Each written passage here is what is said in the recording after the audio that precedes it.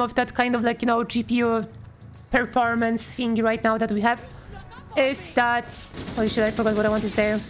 Oh, we are basically like guinea pigs for the technology. That's kind of what we are right now.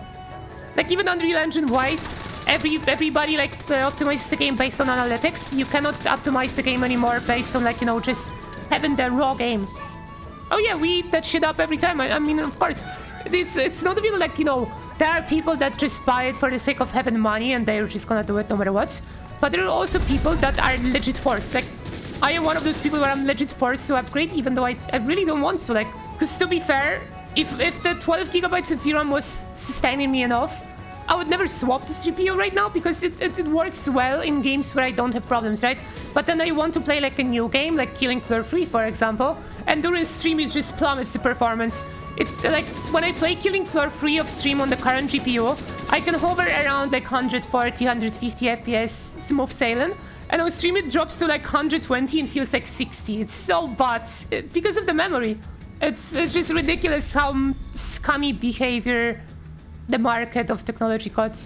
But of course, it's also the fault of people that, you know, like they just eat it up or are forced to do it, like, which is very unfortunate, but that's the reality of the situation out there. Sorry, Nase. Sorry if I sound off today. The allergies are really kicking my butthole.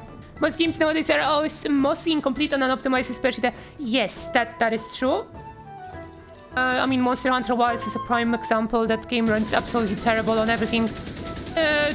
Owen guy on YouTube, I don't know if you guys know who he is, but he does like tests on GPUs, and he tested 5060 Ti 8GB version with the 16GB version. And on Monster Hunter Wilds, 8GB version can get the same performance as the 16GB one, only if you don't run into a memory overhead. So if you want to run the graphic settings that the GPU is supposed to like allow you, right? You're buying 50 series to run the game on maximum graphic settings. That's kind of the point, right? And you cannot, because 5060 Ti with 8GB on max settings on Monster Hunter Wilds gets like 20 to 30 FPS with massive stutters and like frame time deviations.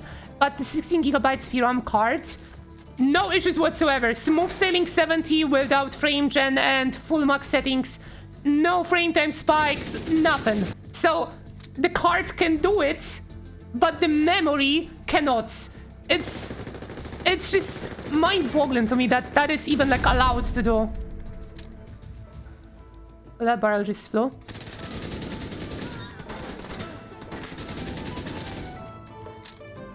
Biggest problem is, of course, developers. Like, I mean, once again, Helldivers. Like, I love every time when I'm having a topic where it's about something that is bad about the gaming industry. It has to go back to Helldivers. Helldivers started as being 70 gigabytes game. Do you know how much Helldivers weighs right now on your disk? It's almost 150 gigabytes. And it's not like they added insane amounts of detail to the game. All of these assets that they add to that game look horrendous if you look very close on the textures. The textures are really bad quality, but the game is more than twice the size right now. What is this? It's like they completely don't optimize whatsoever. Hi Persil and hi Remo. I am talking about the memory, the, you know, like VRAM issues on GPU. Still nothing to Call of Duty. Well, here's the thing actually. Nasi, Call of Duty Black Ops 6 without multiplayer, if you just go for like zombies, weighs around 60 gigabytes. And if you add multiplayer, that game weighs about 130 gigabytes. I currently have Call of Duty installed on my system with zombies, multiplayer, and Warzone. And it's 196 for all of that. Yeah, like Call of Duty unironically got way lower on the storage. And you are able to like, you go on like the DLCs page for Call of Duty and you can disable stuff that you're not gonna play. So if you're not gonna play Warzone, you can just disable the Warzone and you're saving 60 gigabytes. Actually, for Warzone, it's 54 and 74. So for Warzone itself, it's already a lot. But for here, for example, the Black Ops 6 campaign is 76, multiplayer is 86 gigabytes, Warzone is 54, and Warzone 2024 is 74. So from here, what it says, it's even more than 196 gigabytes, but together, it's 196 gigabytes. So it's like they unironically optimize like the memory usage and compression of textures really well right now with Call of Duty, which is impressive that Call of Duty waits for how, yeah, like, you know, Call of Duty, let's be honest, has a lot of detail. Like, it has insane amounts of detail. If you look at the wall very close, you can see most of the detail on that wall. And if you compare it to Helldivers, if you look at the, like, you know, the earth, like, textures, the weapons, the enemies, close by they look horrendous. And the game waits almost the same as Call of Duty. They just refuse to compress any type of, like, any type of texture compression. Just the way it exists in that game. Like, no way. I just don't get it. Like, I know we can brute force that with, like, you know, having more storage, having better GPU, but it's really not good. You see, Nase, the maps in Helldivers do not have as much requirement of detail as in Call of Duty. The main point of the storage is not the amount of, like, polygons, details and such. The main point is textures. And maps of Helldivers are just one plane of textures for the entirety of the map. There is not much texturing going over there on that side of the, like, technology scope. So Call of Duty, even though the maps are smaller, they should, if properly compressed and optimized, take more space still than Helldivers properly compressed and optimized. Because the detail is way more, like, apparent. The main like stuff that the game takes as more size on your disc are textures. That's, like, kind of the main point. Like, that's always gonna take the most amount of space from the game. So if there is no proper compression and optimization on texture side, the game is just gonna, like, wait shit ton of fucking gigabytes. And that's Helldivers right there. Like, Helldivers, they really just, I mean, perfect example of that is Vermintide 2. The Vermintide 2, when it was pre-update, was around 120 gigabytes. That was Vermintide 2 pre-compression. And then they did an update that compressed most of the textures in the game, and the game waits right now 65 gigabytes. So effectively, the game looks the same. There is no difference on, like, texture side look, no difference on any type of feel or look in the game whatsoever. The game looks literally the same, runs the same, nothing changed, but it waits half the size that it did before. And all they did was just compress textures and other stuff. The game is just compressed, and it waits half the size that it did before. 120 to 65 gigabytes. And guess what? Vermintide uses the same engine as Helldivers. Yeah, so, like, all of the points, like, you know, the new developers make that, oh, something is not doable or something, we have proof that that is not the case. Like, we unironically have proof that that is not the case. And yeah, like just mind boggles me how Helldivers went from 70 gigabytes at the release of the game to 150 almost. And let's be honest, it's like they added insane amount of stuff to that game. Especially on texture size and, like, size of the game. There's, like, almost nothing that should wait around 80 gigabytes extra storage. If it was properly, like, optimized or compressed or whatever the fuck kind of technology you can use to, like, lower the space requirements of a game. Fun fact about that stuff, though, there are actual, like, Windows actually has compression tool in its own self, and there are certain applications you can get from certain, like, you know, private developers on GitHub, for example, where you can compress your games by yourself. In a sense, it's not gonna be as good compression as some developer would do, but you still can compress the games by yourself, so they take less space on your disk by your own self, by just installing the game and then compress it using that software. And it works. Like, I tested it before. It's Vermintide when it was 120 gigabytes before. When using one of those softwares that it, like, you know, compresses, Vermintide went to 100 gigabytes from 120, and it effectively worked the same, nothing changed. So I saved, like, 20 gigabytes of space by just installing one software that somebody made for free to download. So there are some, like, you know, combative, like, measures you can do for this, like, stuff, but it doesn't always work the same, because some games that I tried to, like, compress with it as well before, they would only yield, like, 1 gigabyte less, 2 gigabytes less, and such like that. But Unironically, some of that software, you can get it to the point where you can save some substantial amount of size on the disk. Probably should have mentioned this because it's pretty cool that, you know, like there are people that made that type of stuff. It's like utilizing some sort of like Windows algorithm. Yeah, it depends on the game with that software. I don't know about, like, you know, developers exactly how they can compress textures on the engine size, because engines do stuff differently always. Well, the biggest breakthrough that we are gonna get at one point, hopefully, is that neural rendering thingy. 100 gigabyte games becoming 1 gigabyte when? It's probably never gonna be this drastic, but I can see with, like, you know, utilization of neural rendering for it to be 100 gigabytes games being like 20. And ironically, like, that's kind of the point of that new tech, because it's gonna like use an algorithm of AI to generate the textures of a smaller plane.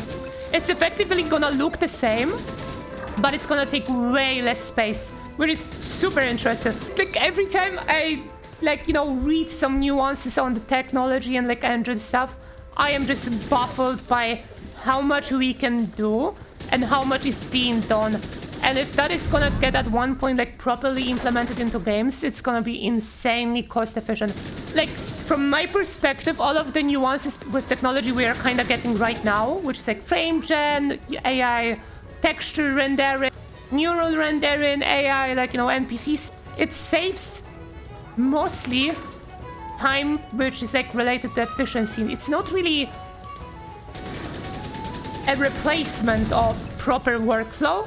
It's an efficiency type of deal, you know? Because you take less power, you take less space on your disks. So it just all, like, kind of, for me, it all makes sense. And it's definitely a better approach than constantly going for, like, you know, better GPUs with, like, what is it called? It's better than GPUs constantly getting more and more powerful while using more, like, energy. Because, like, you know that one time when we got the 30 series GPUs and they came out and they had a lot more performance than the predecessor 20 series or whatever?